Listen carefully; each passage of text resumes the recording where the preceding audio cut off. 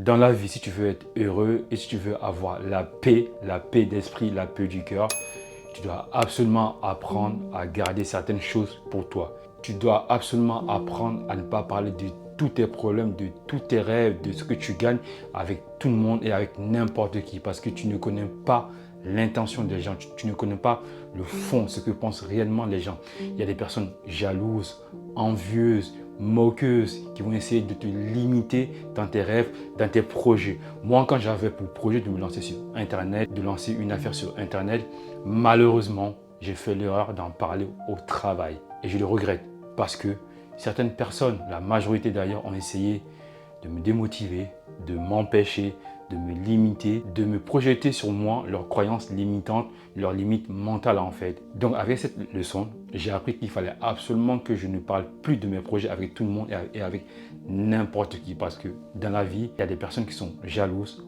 envieuses, démotivantes, qui vont tenter de te limiter et de me limiter. Et donc dans cette vidéo, je vais donner les 4 secrets à absolument garder pour toi et les 4 secrets que tu ne dois pas dire à n'importe qui. Mais avant de rentrer dans le vif du sujet, comme d'habitude, abonne-toi à la chaîne si comme moi tu as envie de grandir et tu as envie de réaliser des choses extraordinaires dans ce beau monde qui est la Terre. Abonne-toi à la chaîne. Mais avant de rentrer dans le vif du sujet, je sais que tu vas kiffer cette vidéo d'avance. Donc lâche un gros pouce. Le premier secret que tu dois absolument garder pour toi, réellement, vraiment garder pour toi, est tes rêves et tes ambitions. Parce que dans ce monde-là, tu as des gens, leur métier est de casser des rêves. C'est des briseurs de rêves en fait. Tu ne dois absolument pas parler de tes projets, de tes ambitions avec tout le monde. Parce que la très grande majorité des gens ne sont pas ambitieux. Parce que la très grande majorité des gens en fait ont des croyances limitantes. Et quand toi, tu as pour ambition, imaginons, de faire 100 000 euros par mois, que tu vas au travail, que tu racontes ça à tes amis et que tu leur dis que moi, j'ambitionne de gagner 100 000 euros par mois, imagine-toi comment ils vont réagir. T'imagines que la norme, en fait, est de gagner 2 à 3 000 euros par mois, mais toi, tu viens de manière confiante et tu leur dis, moi, c'est 100 000 euros par mois. T'imagines pas leur réaction. La majorité vont tout simplement te dire soit tu es fou, ou soit tu rêves trop, ou soit tu as fumé, ou soit tu n'es pas réaliste. En fait. Donc toi, quand tu vas entendre ça, automatiquement, ce qui est normal, tu vas te laisser influencer par l'effet du groupe en fait. Parce que le groupe est souvent toujours plus fort que l'individu. Et quand tu vas parler de tes projets à tes amis, au travail, à ta famille ou à ton entourage, très souvent, la plupart vont essayer de te démotiver en te disant que ta vision n'est pas réaliste parce que eux, dans leur vision, la norme, c'est ça. Mais toi, dans ta vision, la norme, c'est ça.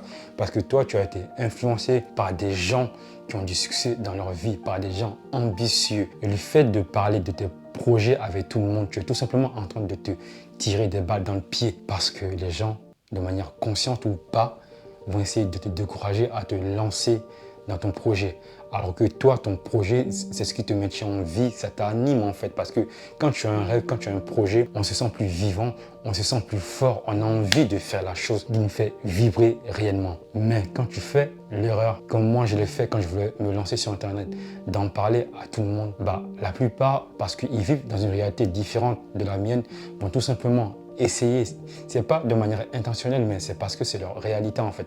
Ils vont tout simplement essayer de te balancer leurs croyances limitantes, de te décourager à faire ceci ou à faire ça. Parce que, encore une fois, la norme c'est ça. Et toi, ta norme est là. Donc, il y a des gaps, il y a des grands écarts. Donc, tu dois choisir les gens avec qui tu en parles. Tu peux t'entourer de mentors virtuels sur YouTube. Il y a plein de gens qui peuvent t'inspirer parce qu'ils ont réalisé ce que toi tu as envie de faire. Ou soit tu peux même rejoindre des groupes, des forums, des gens qui ont fait ce que tu as envie de faire pour te motiver. Mais choisis les personnes avec qui tu en parles. N'en parle pas à tout le monde parce que tes projets, tes rêves sont sacrés. C'est ce qui te maintient en vie. Les personnes qui ont abandonné leurs rêves, les personnes qui ont abandonné leurs projets, les personnes qui ont fait le choix ou pas d'abandonner leurs rêves, qui ont fait le choix ou pas d'abandonner ce qui était important pour eux. Plus tard, ils sont forcément tristes parce qu'un rêve, c'est ce qui te maintient en vie, c'est ce qui te fait vibrer en fait, c'est ce qui te permet de te lever le matin. Parce que quand tu as un rêve ou un projet qui t'anime, tu as plus d'énergie et tu es en vie. Mais si tu fais l'erreur d'écouter tout le monde, de le raconter à tout le monde, les gens, de manière consciente ou pas, vont te balancer leurs croyances limitantes, vont essayer de te freiner, vont te mettre dans ta tête en fait pas mal de limites, pas mal de croyances qui feront que finalement tu lanceras même plus ce projet qui était pourtant important pour toi. Donc ne parle pas de tes projets à tout le monde. Choisis les personnes avec qui tu vas en parler. Et surtout, si tu peux ne pas en parler, en parle pas du tout. Avance seulement vers ce qui est important pour toi. Le deuxième secret que tu dois absolument garder pour toi, c'est tes faiblesses et tes blessures d'enfance. Je vois trop de gens parler de leurs problèmes, de leurs faiblesses et de leurs blessures d'enfance à tout le monde. Sache-le que tes faiblesses et tes blessures ne concernent que toi. En te livrant aux autres, en parlant délibérément de tes faiblesses et de tes blessures, tu es tout simplement en train de donner un couteau à l'autre pour t'attaquer plus tard. Parce que tes faiblesses d'enfance sont des plaies ouvertes. Quand tu vas te livrer à l'autre, encore une fois, on ne connaît pas le fond de l'autre. On ne sait pas si la personne nous veut du bien. Et souvent, l'humain, on change avec le temps, on est influencé. Donc toi, quand tu vas te livrer, quand tu vas parler de tous tes problèmes de famille, de tes blessures d'enfance, de ce que tu as vécu quand tu avais 7 ans, 8 ans, tu es tout simplement en train de te livrer à l'autre. Même si tu penses que l'autre veut ton bien, tu ne sais pas ce que deviendra l'autre dans 5, 6 ans. Elle peut utiliser cette information pour te toucher et pour te blesser. Et sache-le en plus qu'on vit en société et que tu le veux ou non, ta réputation compte, ta dignité compte, ton image sociale compte. Et quand tu te livres comme ça en parlant de tes faiblesses et de tes blessures d'enfance, tu es tout simplement en train de dire à la société: je suis une personne faible en fait, je suis une personne incapable de régler mes propres problèmes. Et que tu le veux ou non, on n'aime pas les personnes faibles dans ce monde. On n'aime pas les personnes faibles dans ce monde. On n'aime pas les victimes dans ce monde. On aime les personnes qui, malgré leurs problèmes, ne parlent pas trop, travaillent sur eux pour atteindre un certain niveau. Mais toi, quand tu vas parler à chaque fois de tes soucis, de tes problèmes, de tes blessures, tu vas tout simplement envoyer un signal au monde en fait, et ces personnes diront que cette personne-là, elle est faible parce qu'elle n'est pas capable de régler ses propres problèmes. Et tu auras la réputation d'une personne faible en fait, et d'une personne qui a des blessures d'enfance, et d'une personne qui est incapable de régler ses problèmes. Dis-moi, et tu n'as pas envie d'avoir cette réputation-là? Si oui, alors arrête de parler de tes blessures d'enfance et de tes faiblesses à tout le monde, parce que tes faiblesses t'appartiennent. Même si on a tous des faiblesses, l'idéal est de ne pas en parler, ou soit de bien choisir les personnes avec qui tu vas en parler et d'y aller. Et même encore, enfin, si tu peux limiter le nombre de personnes avec qui tu en parles, c'est bien, parce que l'humain change. Avec le temps, on change, les gens changent.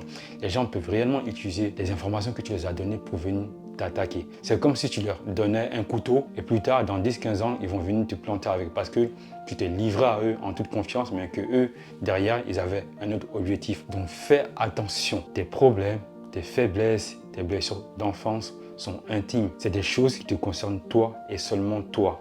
Limite, va voir un spécialiste et en parle-lui-en, mais ne parle pas de ça au monde entier, parce que le monde entier ne veut pas forcément ton bien. Au contraire, le monde entier va essayer de t'attaquer de tous les côtés. Donc fais attention, ne parle pas de tes blessures et de tes faiblesses. Le troisième secret à absolument garder pour toi sont tes problèmes familiaux. Ta famille, c'est ta famille. Tes problèmes de famille sont tes problèmes de famille. Parler de ces problèmes familiaux à tout le monde, pour moi, tu es tout simplement en train de manquer de respect aux membres de ta famille. Ta mère ne t'a rien demandé. Ton père t'a rien demandé. Ta femme, tes enfants ne t'ont rien demandé. Quand tu parles de tes problèmes familiaux à tout le monde, et tu es tout simplement en train de gâcher la réputation de ta famille. Encore une fois, on vit en société et ta réputation est importante, que tu le veux ou non. La réputation de ta famille, la dignité de ta famille est importante. Tu ne peux pas parler constamment de tes problèmes familiaux à tout le monde, parce que en faisant ça, les gens auront une mauvaise image de ta famille et auront une mauvaise image de toi-même. Parce que normalement, si tu as une famille normale, une famille, c'est un endroit où on se sent bien. C'est un endroit où on peut faire confiance aux membres de notre famille. Mais si toi, qui fais partie de cette famille, si du matin au soir, tu parles des problèmes de ta famille, quelle image tu renvoies aux gens? Moi, personnellement, je ne pourrais pas te faire confiance. Parce que si, en tant que membre de ta propre famille, tu dénigres ta famille du matin au soir, pour moi, tu es une personne à ne pas fréquenter et tu es une personne qui n'est pas fiable, en fait. Parce que quand tu as une famille normale, il n'est pas normal de parler de ses problèmes familiaux à tout le monde. Et comme on le dit très souvent, les linges sales, on les lave en famille. Parce que quand tu parles mal de ta famille à tout le monde, les gens peuvent utiliser ces informations pour affaiblir les membres de ta famille. Et encore une fois, tes enfants n'ont rien demandé. Ta femme n'a rien demandé, ton père n'a rien demandé. Quand tu parles mal d'eux, tu es tout simplement en train d'entacher leur réputation. Parce que leur réputation est importante en fait. Ta famille, encore une fois, si elle est normale, parce qu'il y a des familles vraiment très toxique, mais ça c'est rare je pense. Mais si tu as une famille normale, ta famille c'est ta famille en fait. Tu dois absolument régler les problèmes de ta famille en interne. Quand tu parles de tes problèmes familiaux à n'importe qui, tu donnes des armes aux gens pour t'attaquer plus tard. On vit en société, l'image de nos familles est importante en fait. La dignité, la respectabilité de notre famille est importante. Donc il ne faut pas l'entacher en parlant de nos problèmes à n'importe qui, parce que toutes les familles ont des problèmes. La force d'une famille est de pouvoir régler ses problèmes en interne en fait. Parce que quand on parle de nos problèmes familiaux à tout le monde, on est tout simplement en train de donner des armes à tout le monde pour attaquer notre famille. Alors que notre famille, c'est censé être un bouclier dans lequel on se sent bien et on se sent fort.